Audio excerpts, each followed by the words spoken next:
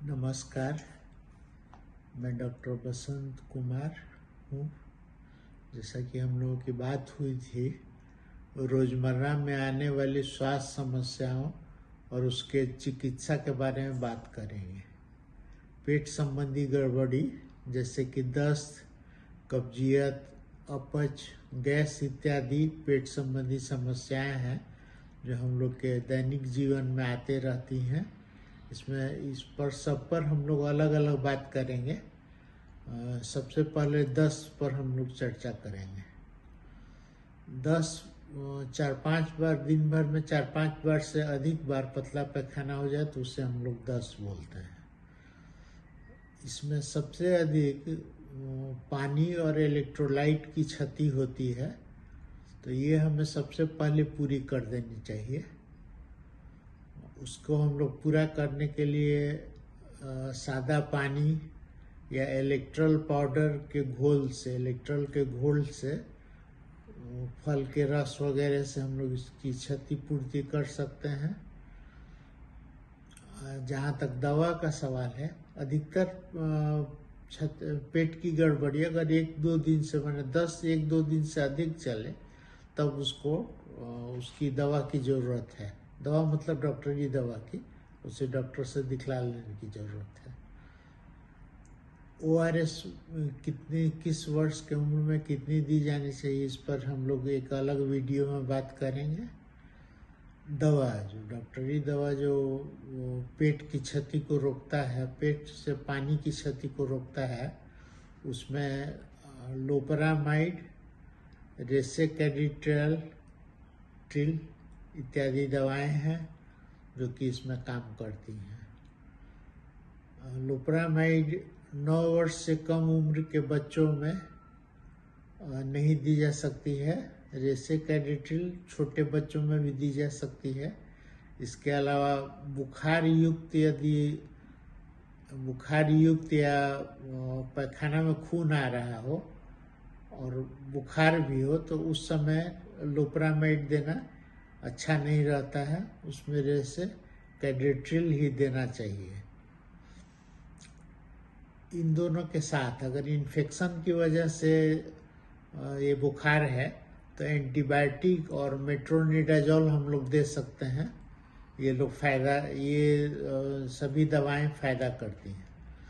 Metronidazole अगर amoebic dysentery हुआ तो उसमें देना चाहिए। अगर बैसिलरी डिसेंट्री है तो उसमें हमें नॉर्फ्लक्स, बैक्टीरियल डिसेंट्री है तो हमें नॉर्फ्लक्स TJ और ओफ्लक्सटिनिडाजोल O2 दे सकते हैं। अगर पैरासिटिक इन्फेक्शन है तो उसमें हमें मेट्रोनिडाजोल अधिक फायदेमंद काम करेगा।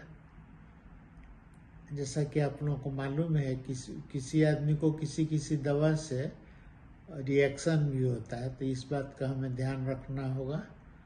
अच्छा, दस्त का, लूज मोशन का और भी कारण हो सकते हैं। कारणों में इन्फेक्टेड भोजन, जैसे इसमें अगर कोई पुराना खाना हो गया, बासी खाना, तो उसमें कोई इन्फेक्शन आ सकता है, उसकी वजह से हो सकता है, जिसे हम फूड पॉइजनिंग बोलते हैं। इसके अलावा अगर हमें किसी चीज़ से एलर्जी है, वो खाना हम खाएंगे तब भी डायरिया हमको हो सकती है। जैसे कि लैक्टोज इंटॉलरेंस, किसी को लैक्टोज लेने से पेट गड़बड़ी हो जा सकती है। इरिटेबल बावल सिंड्रोम और सभी गड़बड़ियां हैं जो आप डॉक्टर से मिल लेंगे तो अच्छा रहेगा। सबसे आसान उपाय है कि अगर 1-2 दिन से अधिक रह जाता है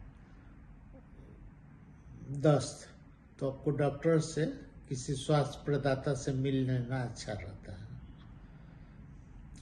लोपरामाइड की दवा कितनी खुराक दी जानी चाहिए, तो पहला बार दस्त होने पर 2 टैबलेट, उसके बाद हर एक बार लूज मोशन होने पर 1-1 टैबलेट देना चाहिए।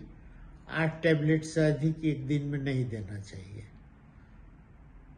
रेसेकेडिट्रिल दवा जो है वो हम 5 वर्ष या 5 वर्ष से ऊपर के दे तो सकते हैं हम 6 माह से ऊपर के बच्चों को, लेकिन 6 माह से 5 वर्ष तक के बच्चों में ये देने और नहीं देने में बहुत अंतर नहीं पड़ता है। 5 साल के बच्चों में 5 साल से अधिक के लोगों में देने पर इसका फायदा देखा गया है। इसका डोज बच्चों में 1.5 मिलीग्राम पर केजी बॉडी वेट के हिसाब से, और बड़े लोगों के लिए 100 मिलीग्राम दिन भर में 3 बार ये डोज है। इसे जिसमें लोपरामाइड इंटॉलरेंस है, जिसमें से कब्जियत, फ्लैचुलेंस वगैरह हो सकता है, ये इसमें नहीं होता है। लोपरामाइड काम करता है पेट की आंत की गति, पेरिस्टालसिस, उसको कम कर देता है। तो एक्यूट इन्फेक्टिव डिजीज में इसको देने पर फायदा से अधिक घाटा होने की संभावना रहती है। उसमें रेसेकेडाटिल देनी चाहिए। अच्छा, इन दोनों दवाओं के बाद में खाना संबंधी, खाने में भी कुछ चीज़ों को देने पर लूज मोशन कंट्रोल होता है। ब्रेड डाइट, जैसे कि केला, चावल और केला, चावल, टोस्ट और एप्पल सॉस, ये चारों चीज़ देने पर लूज मोशन कंट्रोल होता है। इसका ये सामान्य जानकारी के लिए है, इसे डॉक्टर का प्रेस्क्रिप्शन नहीं समझा जाए। इसके लिए